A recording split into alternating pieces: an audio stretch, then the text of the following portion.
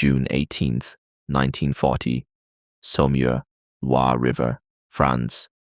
The morning fog still clung to the surface of the Loire River as it passed through Saumur. The water moved slowly, almost indifferent to the collapse unfolding across France. In the distance, the sound of engines carried faintly across the valley, German armored columns advancing westward after the breakthrough at Sedan, and the rapid collapse of French defenses along the Somme and Aisne. Saumur itself was no longer a peaceful garrison town. It had become a temporary defensive line, one of the last natural barriers before the Atlantic coast. Bridges crossed the Loire here in several spans, rail, road, and temporary crossings hastily reinforced by French engineers in the days prior. These bridges now mattered more than anyone had expected when the war began. Defending this sector was not a frontline division, not even a fully equipped combat regiment. It was a mixed formation built around the cavalry school of Saumur, the cadre noir tradition of French mounted warfare, repurposed for a modern war that had already moved beyond it. The core fighting force consisted of roughly 200 officers and cadets, supported by scattered infantry detachments, engineers, and local troops. Most of them were still in training only weeks earlier. They had been told to delay, not to win. Ahead of them, moving fast along the collapsing French front, was elements of the German 19th Army Corps under General Heinz Guderian. Its armored divisions had already proven capable of breaking through fortified lines, bypassing resistance, and encircling entire armies. They were not slowing down for isolated pockets of resistance. Saumur was expected to fall quickly, but it did not. Strategic situation before the engagement. By mid-June 1940, France was in strategic collapse. The German army had executed a deep armored thrust through the Ardennes, bypassing the Maginot Line and forcing French and British forces into retreat toward the Channel coast. Paris was declared an open city on June 14th. The government was preparing evacuation. In this context, the Loire River became an improvised defensive barrier.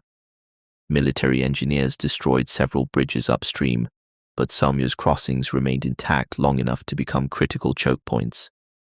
The French High Command issued a fragmented order: delay German crossings of the Loire as long as operationally possible.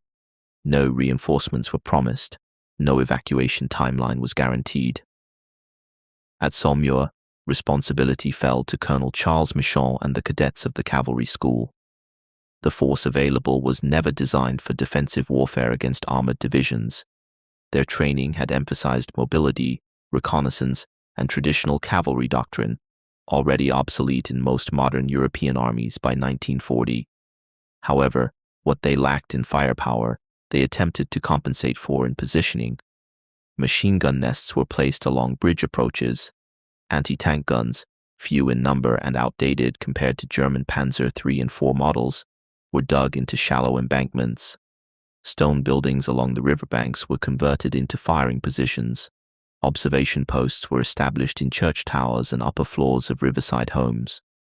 The men understood the situation with clarity. If the Germans crossed here without delay, the remaining French forces west of the Loire would be cut off entirely. They had no expectation of relief. Only time mattered. First contact, June 19, 1940. German reconnaissance elements reached the outskirts of Saumur on the morning of June 19th.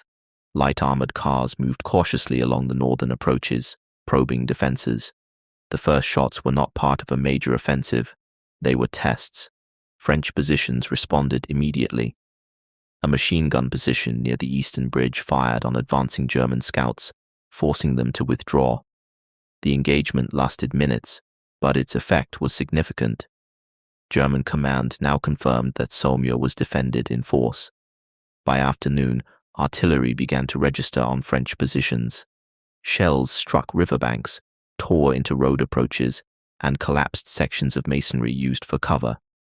Smoke rose over the Loire, mixing with the low clouds that had settled since morning.